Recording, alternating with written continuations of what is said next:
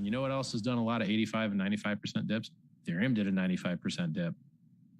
Then it went from 88 to 5,000 after a 95% dip. Thank you. Thank you. Please move forward.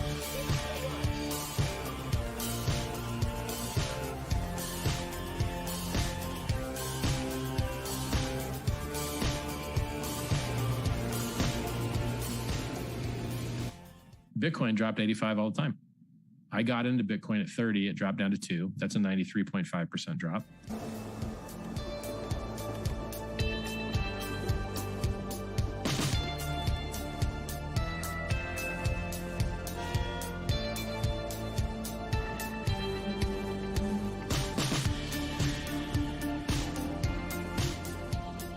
Then it went up to 13 and down to 266. Then it went up to 20K and down to 3K. Then it went up to 14 and down to 3,800. Then it went to 69K down to 17,600.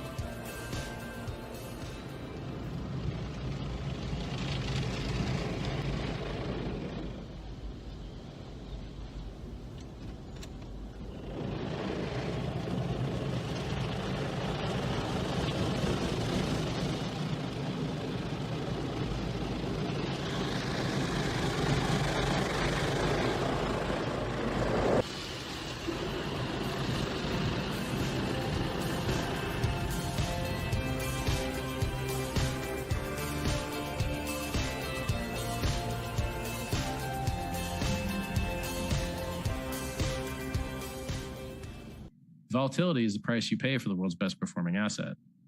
So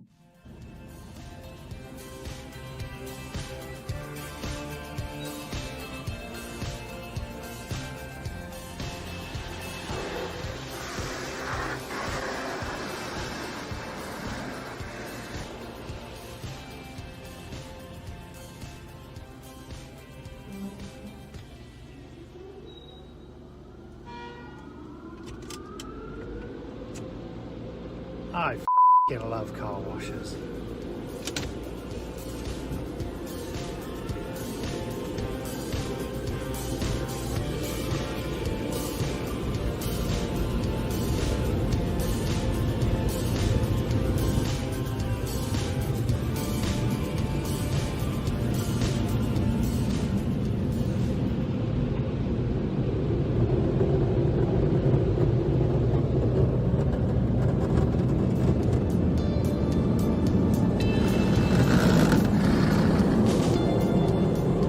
Bitcoin dropped 75, Ethereum dropped 85, Hex dropped 95.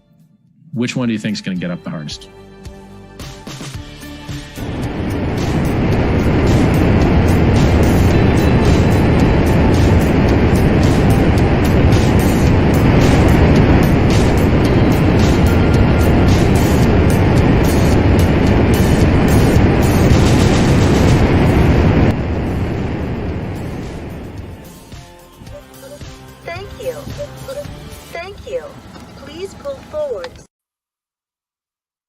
Hello, chaps and chapesses. So I don't know what format this is, but so here we are. Welcome.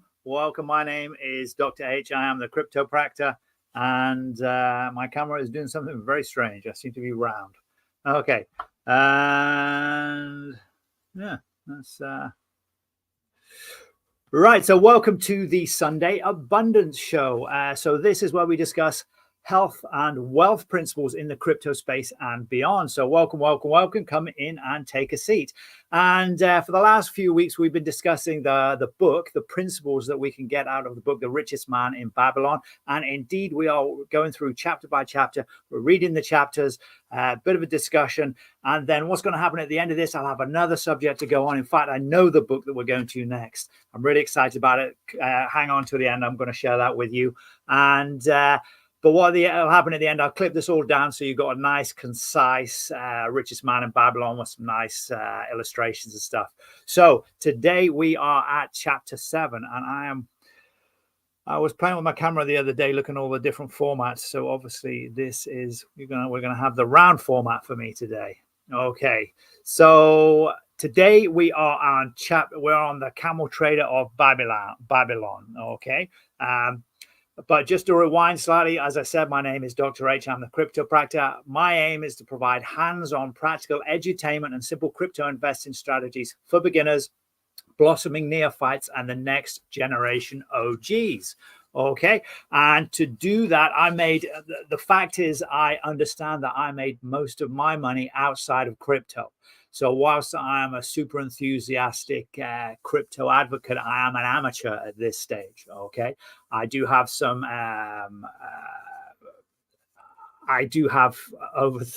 coming up to 3 years of experience in the crypto field. So I'm very pleased with the position I'm in at the moment. But most of my money, and I started with a very humble beginnings. My family had nothing. And I've got to a position where I am, well, as far as I'm concerned, I'm super abundant. So that's why I started the Sunday Crypto Show, just talk about abundance principles. And there'll be some spin-offs of that, which will talk specifically about crypto for those of you into crypto. And for those of you who are not into crypto and you're just checking out The Richest Man in Babylon, welcome. Come on in, take a seat. There's plenty of information for you. If I do mention crypto or talk about it, I keep it very simple. And if you want to explore that a little more, I give you plenty of references. So there's lots of good value here. Okay, so let us dive in. As I mentioned, we were discussing the principles from this book. Now, this is one of the best investments you could ever make, getting information from books. It costs you about $10, and this has probably paid me back, oh, God knows, 10,000 fold, probably, at least. Okay, so some of the best investments you can make, the highest X's you'll get for your investment would be one of these things, a classic financial principles book. Okay, and this one is super short, so if you're not into reading, this is basically 10 short stories, 11 short stories, and you can of course get it from Audible. If you go down into the description, you'll see links to both Amazon and to Audible. They're not I don't think they're not paid links, so I get nothing to do with it. I get nothing to do with it. In fact, there is no, we'll talk about this in a bit, there is no sponsoring on this channel at all. But anyway, we'll talk about that in a bit. So what we're going to focus on, though, is this book, The Richest Man in Babylon. And this show comes out, the Sunday Abundance Show comes out on Sunday at 12 noon Eastern Time. That's 9 a.m. for those guys in the Pacific, 5 p.m. In the UK, so just after tea. And for those degenerates in Australia, it is 2 a.m. So welcome. Okay, good for you. Right, that is hardcore. Now we have covered all the other chapters up to 9. There's only 2 more chapters left to go. If you want to rewind and you want to just check out what we talked about on those previous chapters, all the links are down below. There is in fact a playlist which is going to show you all of them in one go. Okay. And today we are going through the clay tablets from Babylon. This is one of my faves, but I've actually got my favorite one is next week. But this is a good one as well. The clay tablets from Babylon. St. Swithin's College, Nottingham University, Newark-on-Trent, Nottingham. Professor Franklin Caldwell, care of the British Scientific Expedition, Halal, Mesopotamia. This is a letter written to Professor Franklin dated October 21st, 1934. My dear Professor, the 5 clay tablets from your recent excavation in the ruins of Babylon arrived on the same boat with your letter. I have been fascinated to no end and have spent many pleasant hours translating their inscriptions. I should have answered your letter at once, but delayed until I could complete the translations which are attached. The tablets arrived without damage, thanks to the careful use of preservatives and excellent packaging. You'll be as astonished as we in the laboratory at the story they relate. One expects the dim and distant past to speak of romance and adventures, Arabian Nights sort of things, you know, when instead it discloses the problem of a person named Dabasir to pay off his debts. Strange. One realizes that conditions upon this old world have not changed as much in 5,000 years as one might expect.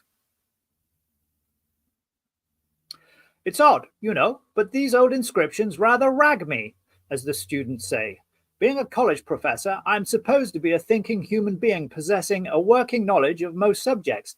Yet, here comes this old chap out of the dust-covered ruins of Babylon to offer a way I have never heard of to pay off my debts and at the same time acquire gold to jingle in my wallet. Pleasant thought, I say, and interesting to prove whether it will work as well nowadays as it did in old Babylon. Mrs. Shrewsbury and myself are planning to try out his plan upon our own affairs, which could be much improved. Wishing you the best of luck in your worthy undertaking and wait eagerly another opportunity to assist. I am, sir, yours sincerely, Alfred H. Shrewsbury, Department of Archaeology. And then he continues with a translation of the tablets. Tablet 1. Now, when the moon becometh full, I, Dabasir, who am but recently returned from slavery in Syria, with the determination to pay my many debts and become a man of means worthy of respect in my native city of Babylon, do here engrave upon this clay a permanent record of my affairs to guide and assist me carrying through my high desires. Under the wise advice of my good friend Mathon, the gold lender, I am determined to follow an exact plan that he doth say will lead any honorable man out of debt into means and self-respect. The plan includeth 3 purposes, which are my hope and desire. First, the plan doth provide for my future prosperity. Therefore, 1/10 of all I earn shall set aside as my own to keep. For Mathon speaketh wisely when he said, that the man who keepeth in his purse both gold and silver that he need not spend is good to his family and loyal to his king. The man who hath but a few coppers in his purse is indifferent to his family and indifferent to his king. But the man who hath naught in his purse is unkind to his family and is disloyal to his king, for his own heart is bitter. Therefore, the man who wisheth to achieve must have coin that he may keep to jingle in his purse, that he have in his heart love for his family and loyalty to his king. Second, the plan doth provide that I should support and clothe my good wife who hath returned to me with loyalty from the house of her father. For Mathon doth say that to take good care of a faithful wife putteth self-respect into the heart of a man, and addeth strength and determination to his purpose. Therefore, 7/10 of all I earn shall be used to provide a home, clothes to wear, and food to eat, with a bit extra to spend, that our lives be not lacking in pleasure and enjoyment. But he doth further enjoin the greatest care that we spend not greater than 7/10 of what I earn for these worthy purposes. Herein lieth the success of the plan. I must live upon this portion and never use more, nor buy what I may not pay for out of this portion. And then they went to tablet 2. The translation said, Third, the plan doth provide that out of my earnings my debts shall be paid. Therefore, each time the moon is full, 2/10 of all I have earned shall be divided honorably and fairly among those who have trusted me and to whom I am indebted. Thus, in due time and with all my indebtedness will all my indebtedness be surely paid. Therefore, do I here engrave the name of every man to whom I am indebted and the honest amount of my debt. Fahu, the cloth weaver, 2 silver, 6 copper. Sinjar, the couch maker, 1 silver. Ammar, my friend, 3 silver, 1 copper. Zankar, my friend, 4 silver, 7 copper, etc., etc. And here, from here on, the tablet disintegrated and could not be deciphered. Tablet 3. To these creditors do I owe in total 119 pieces of silver and 141 pieces of copper. Because I did owe these sums and saw no way to repay, in my folly I did permit my wife to return to her father and disleave my native city and seek easy wealth elsewhere, only to find disaster and to see myself sold into slavery. Now that Mathon does show me how I can repay my debts in small sums of my earnings, I do realize the great extent of my folly in running away from the results of my extravagances. Therefore, I have visited my creditors and explained to them that I have no resources with which to pay, except my ability to earn, and that I intend to apply 2/10 of all that I earn upon my indebtedness evenly and honestly. This much can I pay, but no more.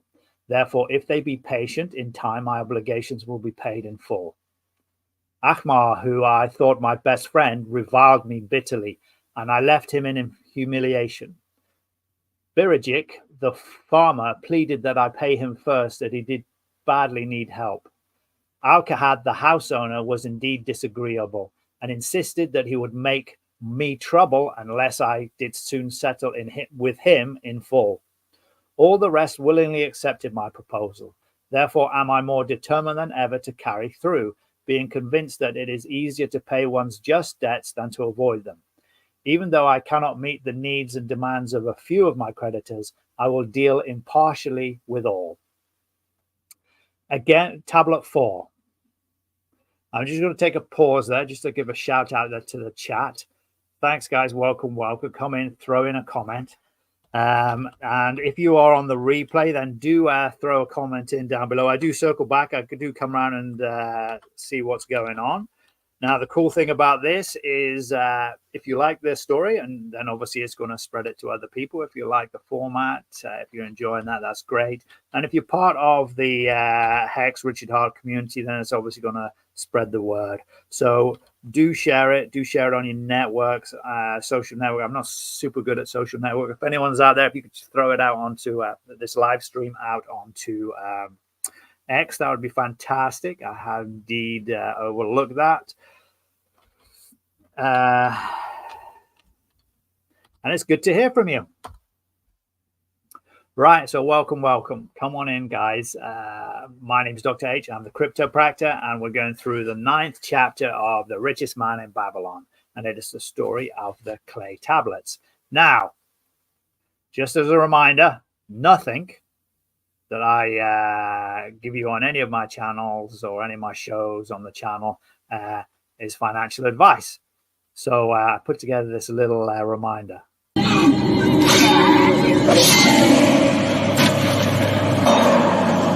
Are you not entertained?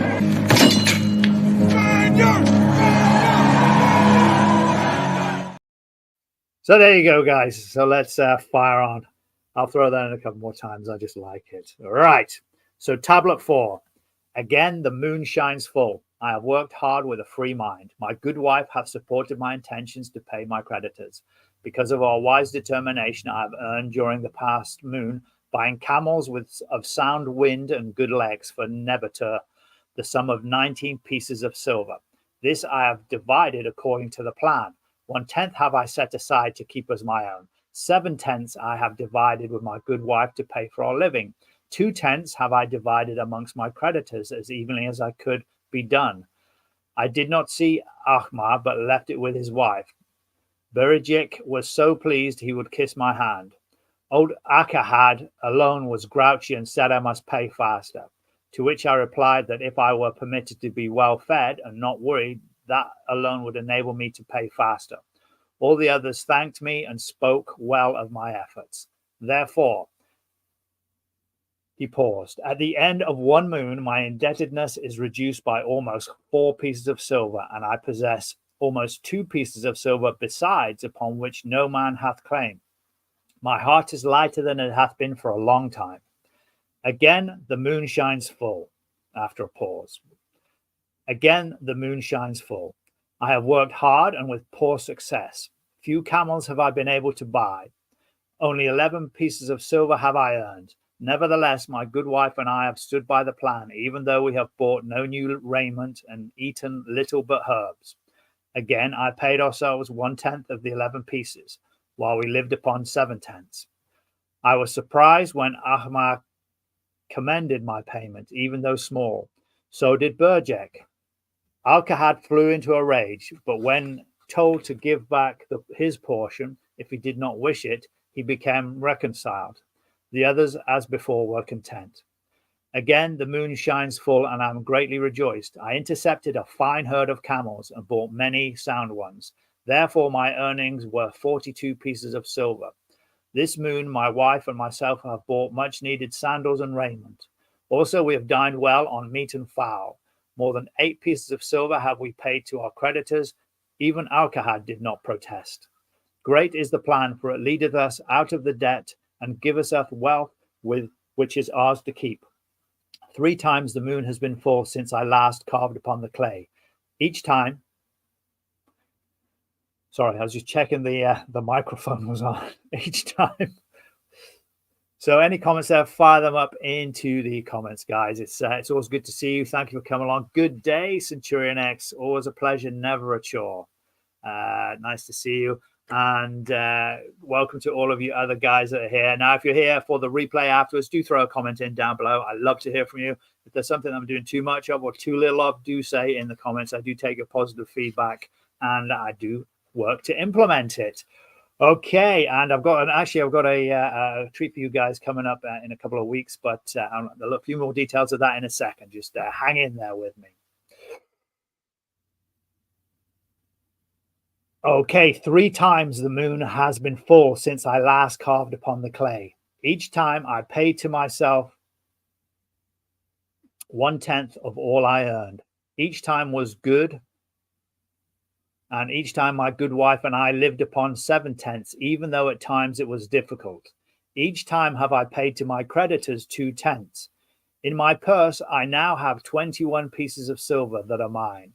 It maketh my head to stand straight upon my shoulders, and maketh me proud to walk among my friends. My wife keepeth our home and is becomingly gowned.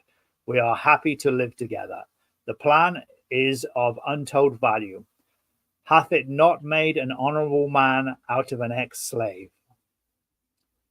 Okay, and then he goes on to tablet 5. Again, the moon shines full, and I remember that it is long since I carved upon the clay. 12 moons, in truth, have come and gone. But this day I will not neglect my record, because upon this day I have paid the last of my debts. This is the day upon which my good wife and my thankful self celebrate with great feasting that our determination hath been achieved. Many things occurred upon my final visit to my creditor that I shall long remember. Ahmar begged my forgiveness for his unkind words and said that I was one of all others he most desired for a friend.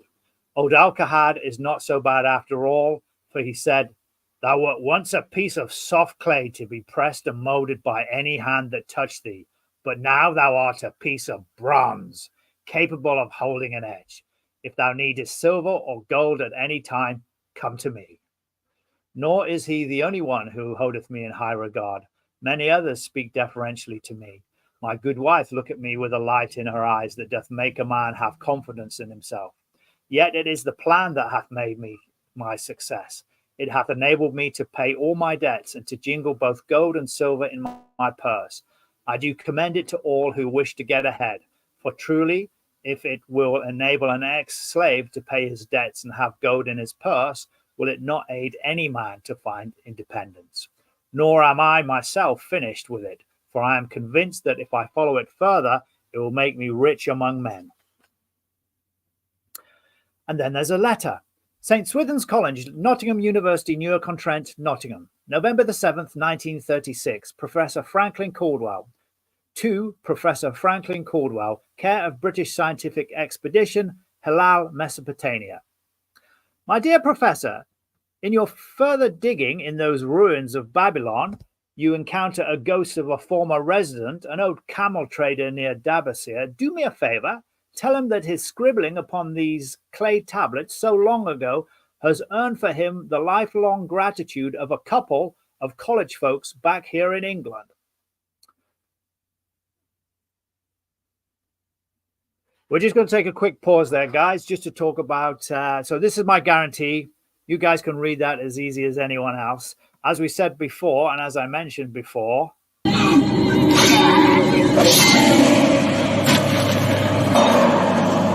you not entertained?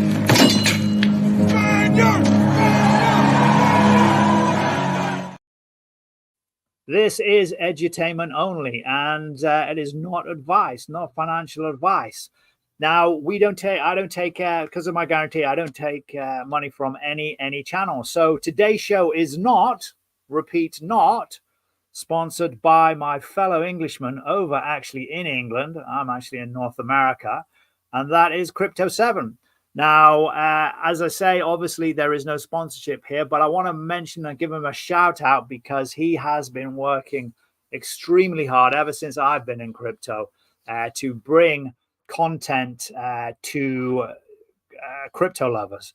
So now if you are new to crypto, he has even said himself that he's not really a channel for new people, but if you are blossoming neophyte, you want to get some more detail, if you are the next generation OG, and big hands out to all of you, including the new investors. But if you're more experienced and you know your way around crypto, around a crypto wallet, and you're just looking for some more exposure, Crypto7's outstanding. He's very passionate, fellow Englishman. I'm not sure the times he streams. I will put details of his channel down below, but it's at Crypto7 is his YouTube channel. And then he's obviously got an X channel as well. But all those details I'll pop down below. So once more, today's show is not, repeat, not sponsored by Crypto7. Okay. And we shall, there she is, Mrs. Swithin. Right. Okay. We shall fire on to see how the Englishman go on, the professor. Shrewsbury. Okay. You'll probably remember my writing a year ago that Mrs. Shrewsbury and myself intended to try his plan for getting out of debt and at the same time having go to jingle. You may have guessed, even though we tried to keep it from our friends, our desperate straits. We were frightfully humiliated for years by a lot of owed debts and worried sick for fear some of the tradespeople might start a scandal and would force me out of the college. We paid and paid every shilling we could squeeze out of the income, but it was hardly enough to hold things even. Besides, we were forced to do all our buying where we could get further credit regardless of the higher costs.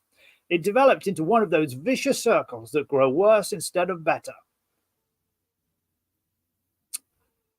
Our struggles were getting hopeless. We could not move to less costly rooms because we owed the landlord. There did not appear to be anything we could do to improve our situation. Then here comes your acquaintance, the old camel trader from Babylon, with a plan to do just what we wished to accomplish. He jolly well steered us up to follow his system. We made a list of all our debts, and I took it around and showed it to everyone we owed. I explained how it was simply impossible for me to ever pay them the way things were going along. They could readily see this themselves for the figures. Then I explained that the only way I saw to pay in full was to set aside 20% of my income each month to be divided pro rata, which would pay them in full in a little over 2 years. That in the meantime, we would go on a cash basis and give them the further benefits of our cash purposes. They were really quite decent. Our greengrocer, a wise old chap, put it in a way that helped to bring around the rest. If you could pay for all you buy, then you pay some more on what you owe. That is better than you've done, for you ain't paid down anything in the account for the last 3 years. Finally, I secured all their names to an agreement binding them not to molest us as long as the 20% of income was paid regularly.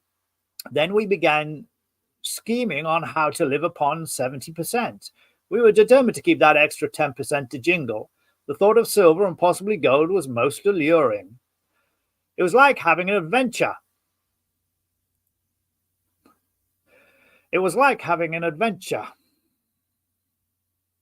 To make this change, we enjoyed figuring this way and that to live comfortably upon the remaining 70%.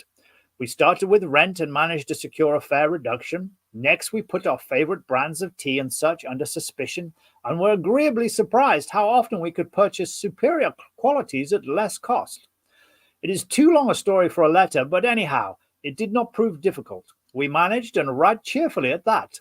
What a relief. It proved to have our affairs in such a shape we were no longer persecuted by past due accounts.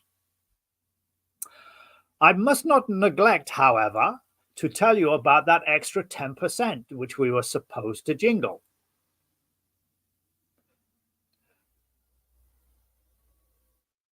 Well, we did jingle it for some time. No, don't laugh too soon. You see, that is the sporty part. It is the real fun to start accumulating money that you do not want to spend. There is more pleasure in running up such a surplus that there could be in spending it. After we had jingled it to our heart's content, we found a more profitable use for it. We took up an investment upon which we could pay that 10% each month.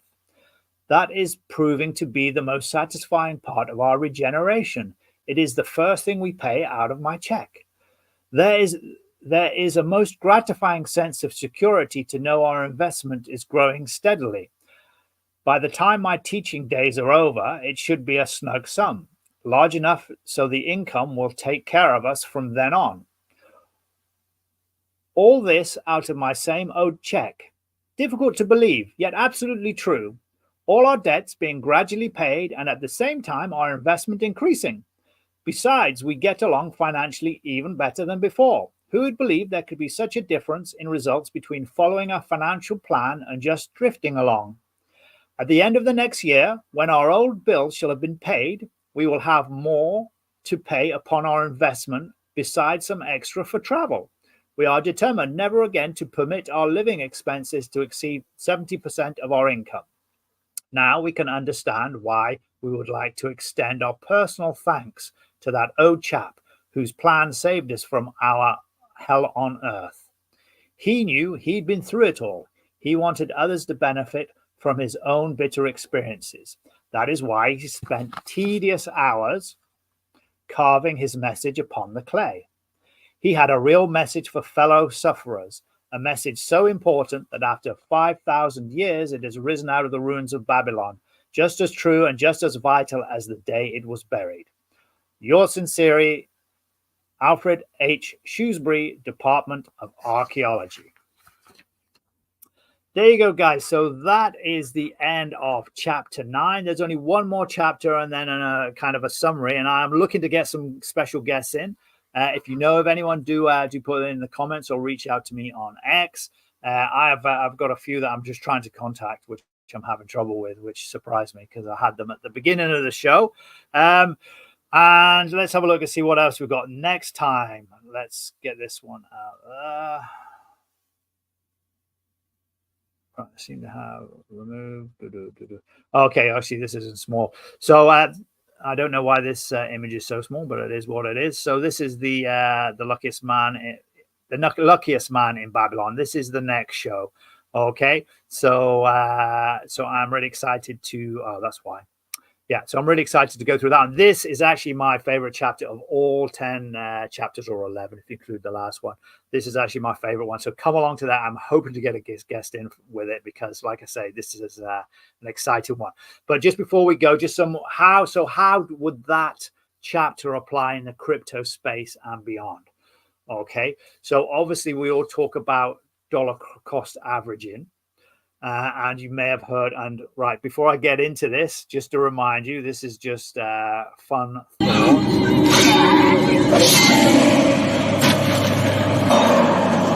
Are you not entertained?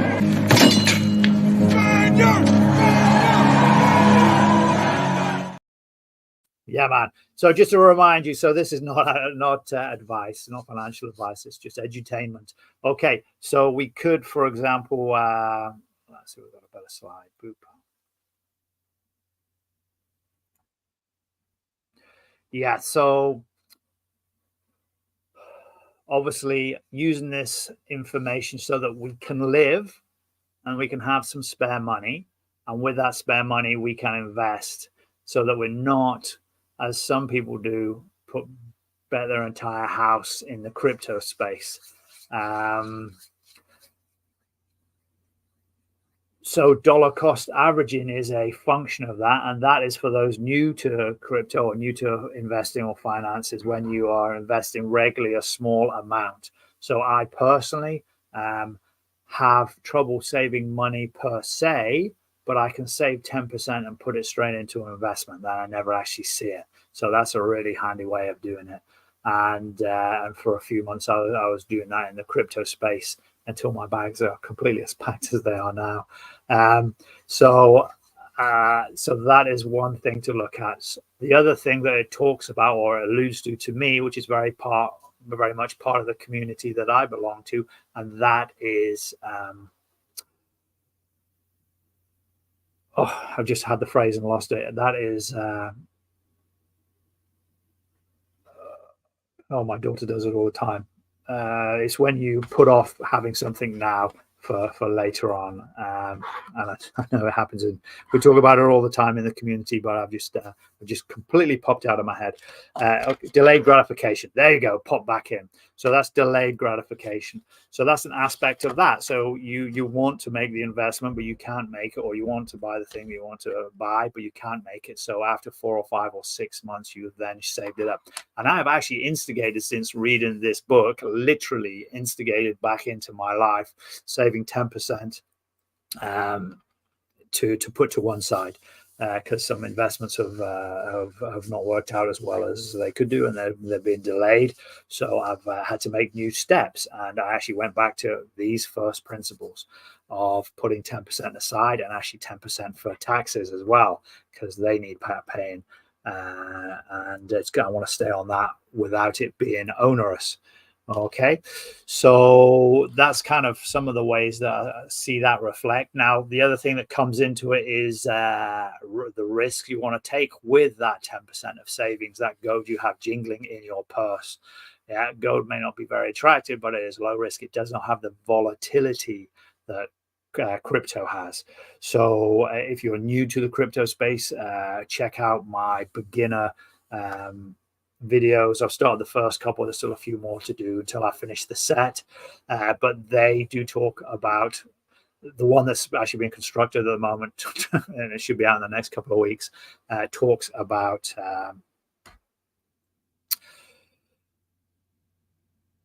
the 10 principles. I call them, just for poetic license, I call them the 10 commandments of crypto, but they are really just 10 principles. And one of those principles, you should be able to live without the investment you've made, sometimes forever, because crypto is very risky. It can go to zero, and often does, especially if you buy a bad project or you buy a scam. So you need to know what you're looking for on that. Okay, guys. So just on that note, that's just some of the lessons we can take from that. And if you've got any thoughts, that's just some of the lessons we can take from that chapter. So if you've got any thoughts, do go down below, pop them in the comments section, and I'll circle back around next time. Enjoy your Sunday, enjoy your day, enjoy your evening, enjoy your morning, wherever you are. Have fun. Dr. H out.